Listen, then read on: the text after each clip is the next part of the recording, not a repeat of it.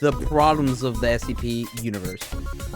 From simple stuff like a dice that has 7, or it could roll 7 even though it only has 6 sides, or a chair that would teleport to you for you to sit down.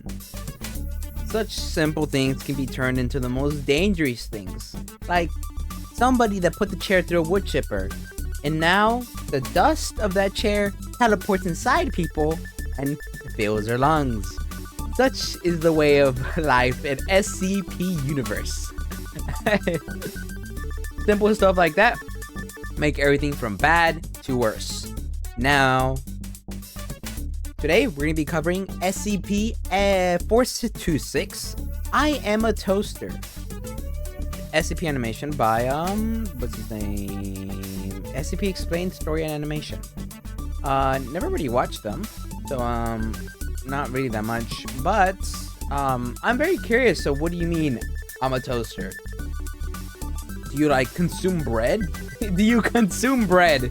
Is that what we're getting to? SCP-426, but I'll probably be more familiar to you as a toaster. I am a retro-style 4-slice 1750 watt toaster, able to toast bread when supplied with power. This isn't often mentioned, but I also have a defrost and reheat settings. When I was first sold, I had a 2-year warranty, and my prior owners did not live to see the end of it. You're probably wondering, why am I being spoken to by a toaster right now? Believe me, I'd rather do this any other way, but such a thing is not physically possible with me. Whenever you talk about me or write about me or even think about me, you'll find yourself suddenly shifting to the first person. For example, I am you and you are me. Do you understand? Don't worry if it's confusing.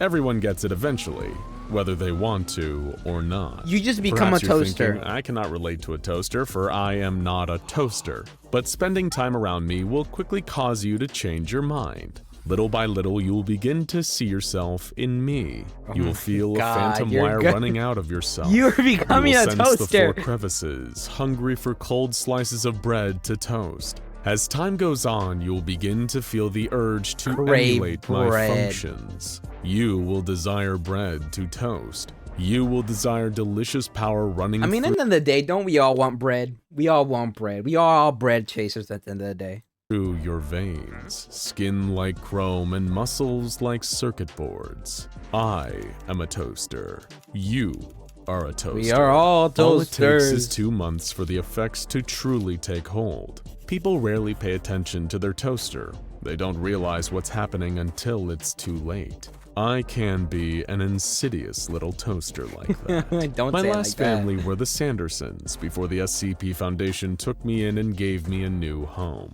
Mr. and Mrs. Sanderson were a newly married couple, and I first came into their life as a wedding gift from a family friend of theirs. This friend can't be blamed for what happened next. He had no idea he was killing them. Like a lot of young couples, they were still saving up money to start renting their own place, so they were living with Mr. Sanderson's parents. They all got a lot of use out of me during the first month, before their minds started to change. They enjoyed a lot of toast during that period. Then, of course, the 2-month honeymoon period ended. They had become me, and I had become them. It wasn't long before 3 of them were dead. Such a shame. The younger Mrs. Sanderson, the blushing bride, was the first to go. Because of my anomalous effects, she felt the need to connect herself to a power supply in order to begin producing toast of her own. In order to achieve this, she chewed through a power outlet in a wall before switching it on, causing a massive surge of electricity to pass through her body and kill her. Her body caught fire shortly afterwards. That's crazy. Next was the older Mrs. Sanderson. In much the same manner that her new daughter-in-law sought a source of electricity, she felt the need to integrate bread into her body. Interesting fact, the maximum capacity of the human stomach is considered to be between 8 to 9 kilograms. Why are we telling this? The elder Mrs. Sanderson consumed 10 kilograms of raw bread, causing her stomach to rupture and inducing a painful death as a result. The younger Mr. Sanderson... I hate that. I hate that. I don't want to know that. That it hurts me. It hurts me internally. Oh, Oh, I could not imagine. I mean, I can't imagine. Oh, no. No. Anderson was We're the moving on. next to perish. He did something with me that I would rather not mention, and that the SCP Foundation thought best to redact. Suffice to say, the younger Mr. Sanderson did not survive the experience, dying of severe blood loss long before his body was found. What do you do? Police Fuck the and fire toaster? crews arrived at the home after the body of the younger Mrs. Sanderson set fire to the home. Okay. Luckily, the elder Mr. Sanderson was found alive, though severely malnourished. When asked by police why he hadn't eaten in several days, he answered that he had inserted some bread a week prior, but was still waiting for the toast to come out. When I was extracted from the house, the police noticed my unusual properties immediately. They too were unable to refer to me in the third person. This anomalous detail quickly found its way to a Foundation mole buried in their precinct, and the SCP Foundation soon descended and collected me from the evidence locker. The story of the strange deaths in the Sanderson home were kept out of papers and suppressed, Okay. and all involved in the incident directly were given Class C amnestics. The SCP Foundation is a curious bunch. They love to spend valuable toast-making time performing experiments and gathering data, and they saw fit to perform several experiments on me when I came under their care. For Experiment 426-1, a member of D-Class personnel, designated D/426/1, was asked to stand outside my containment chamber. Crucially, he was not informed about my identity or any of my anomalous that makes sense. properties. That's something they would do. He wasn't even allowed to establish visual contact with But me. there's gonna He was then asked by the attending researcher Oh, I guess they're gonna check if it has an area of effect type anonymous property. to describe what he thought might be inside my chamber. He replied with, "Probably some huge monster holed up in there. That's why you guys have all over the place, right?" The D-Class did not even seem to realize that he was speaking about me in the first person. These observations were documented, and I was prepared for further experimentation. The next experiment was 426-2. I found this test to be considerably more interesting. A D-Class subject was brought into my containment chamber, with several cameras fixed onto his position. However, the SCP Foundation took pains to make sure that I was permanently out of the view of the cameras. I was also bolted to the ground of the test chamber to prevent the D-Class subject from pulling me into the view of the cameras at any point during the experiment. The objective here was simple. The Foundation wished to better understand the secondary effects of my anomalous abilities on the human mind. The D-Class was subjected to a period of prolonged isolation, with meals given regularly through a serving hatch. Communication with this D-Class was prohibited throughout the duration of the study. Over time, it was clear that the isolation of being in a cell with me was beginning to take a toll on the subject's mental health. Due to my lack of a brain, lungs, and a tongue, I am somewhat lacking as a conversationalist. He spent the first few days loudly vocalizing his complaints and banging his hands up against the walls of the containment chamber, begging to be freed from the room. I felt that Mr. Beast challenge be like, I'm sorry. that this was somewhat unreasonable on his part. There are far worse anomalies in Foundation containment that he could have been locked up with. That's the big Compared lizard. to, say, SCP-106, I am incredibly reasonable. Not to mention the fact I make far better toast than The old he does. man. After the initial period of distress, the D-Class became resigned to his situation and fell into a morose silence. He would occasionally mutter to himself in what appeared to be a state of fear and self-pity. It took almost 45 days for him to fully manifest the secondary effect of my anomalous state. 2 weeks sooner than it typically takes for subjects to begin believing that they, Maybe it's like because me, of his are mental state. toasters. SCP Foundation scientists believe that the effects were hastened by the isolation, which lowered the D-Class's mental defenses against my secondary effects. When the effects finally took hold, the subject wrapped one of his arms around me and pulled me into his embrace. He began whispering to me,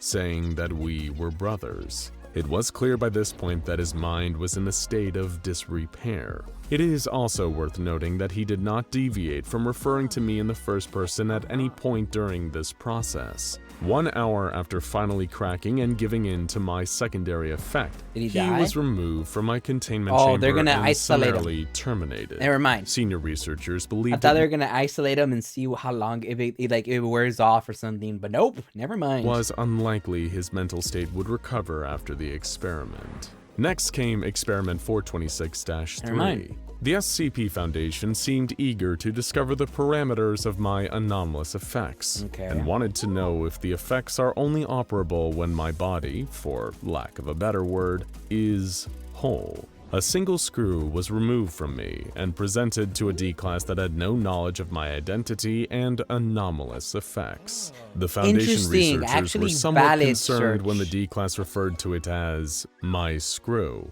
This was a rather positive development for me, as they realized that attempting to destroy me would be a fruitless endeavor. Even the parts left behind would likely have the same effects. In the final recorded experiment, the SCP Foundation wished to test the range of my anomalous effects. A D-class subject was placed in a cell adjacent to mine, and was to be kept there until my secondary effects manifested. The D-class remained Why in did the they make the cell D-class for all 90 look happy, days, bro? We but all the know they're effects murderers. never manifested. Or like Following death the row inmates experiment, most the of the D-class was time. terminated, but researchers seemed relieved to find the limits of my anomalous abilities. A researcher appended a note to my file reading, "Thank God there are some limits to my effects." A lot of us were really starting to get worried about me.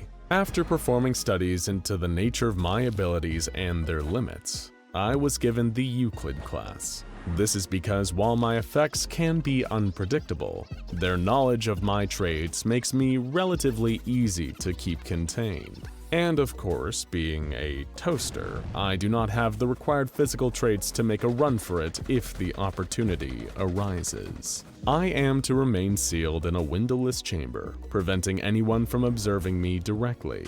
A misleading label is placed on the door to prevent people from knowing that I am a toaster and causing my anomalous primary effect to spread. Only level 3 and above personnel are to Okay. know of my presence, and particularly of my properties. Assigned personnel are to be rotated out on a monthly basis to prevent contamination by my to get to the secondary effect. Yep. Psychiatric evaluation is mandatory at the end of the month for anyone who works with me. If personnel are deemed unaffected, they may be reassigned to me no less than 4 months after their last rotation with So it does me. wear off. Any okay. personnel affected by me are to be given a Class C amnestic and transferred to a different site. So how are you feeling right now? A little warm, perhaps? No. Is that a fever? Or are you feeling like you could maybe warm up a nice, freshly sliced piece of bread? I'm not into Don't try bread. to resist too much. I know you're going to love being a toaster, just like me. I don't know about that. All right. Ooh, this is a cool panel for the next videos. Wow, Eric's toy and God. What a segue. We just got Eric's toy and then we just got God. All right, that was interesting though. I enjoyed that one. Toaster, to be toast or not to be toast? That is the question. Well, I gotta say, that was been very enjoyable. I am not a toaster, so I think I'm gonna be fine. I'm not much of a bread guy, unfortunately. It's interesting though to see how different effects. It really shows the creativity of some people to come out with entire stories just based on a basic description of, you know, toast. But yeah, that was interesting. I'll probably check out more of this. Thank you guys for watching. That's gonna be my reaction for this. I hope you guys have enjoyed. As always, the original video is gonna be in the top of the description down below. And don't forget to like and subscribe. It does help out very much. Ow. And besides that though, it's gonna be all. And I hope to see you guys later. Bye bye.